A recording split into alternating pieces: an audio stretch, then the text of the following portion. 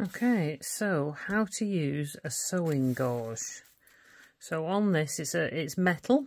You can easily bend it, so do be careful. And you've got inches on one side, it goes up to 4 inches, and you've got centimetres up to 10 centimetres on the other side.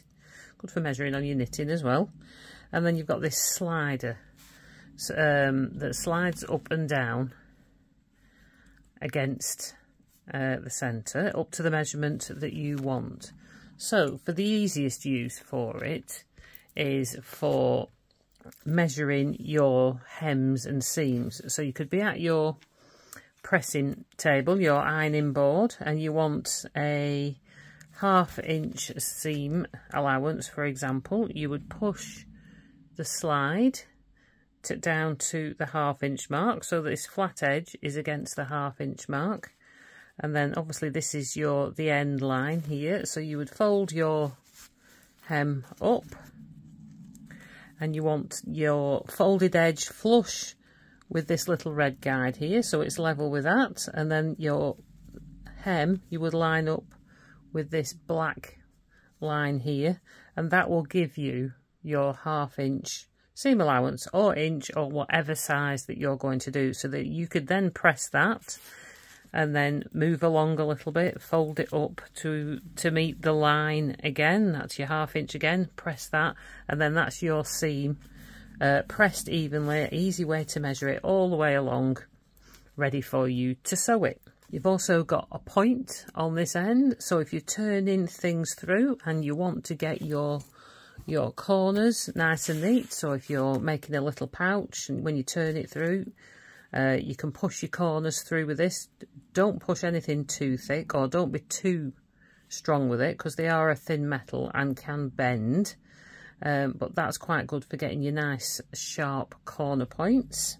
These at this end, these are these little arches. I've just learnt what these are for.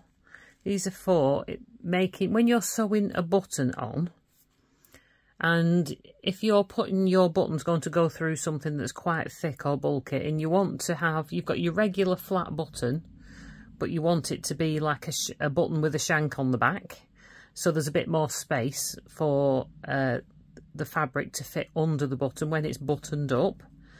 You put this onto your garment where you would be going to sew the button, and you would sit the button on top of that, and then you'd sew it through. Sew the button through the holes with this underneath it, so you're sewing in between here, and then it obviously leaves quite a thick gap between the actual button and the actual fabric that you're sewing it onto.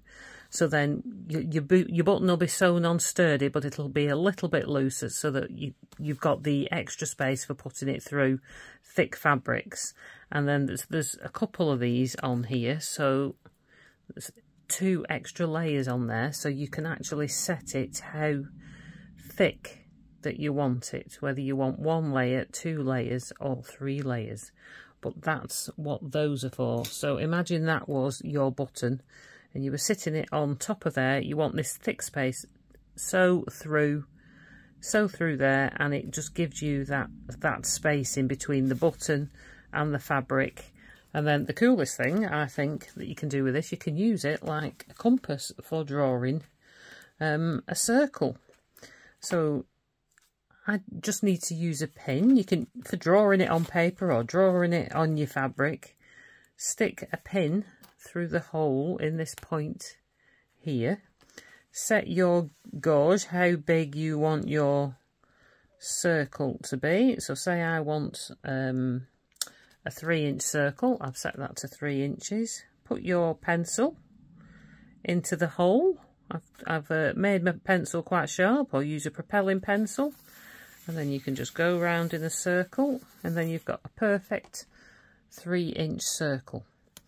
That would also work quite well if you wanted to put a curve on a corner. You wanted to do a curved corner. So that's your fabric. Just pin it in place, and then you'd be able to draw your curve on your corner. Instead of looking for a cup or a plate to draw around, you can just use your sewing gauge to draw your curve for you. So they're the best things to use it for.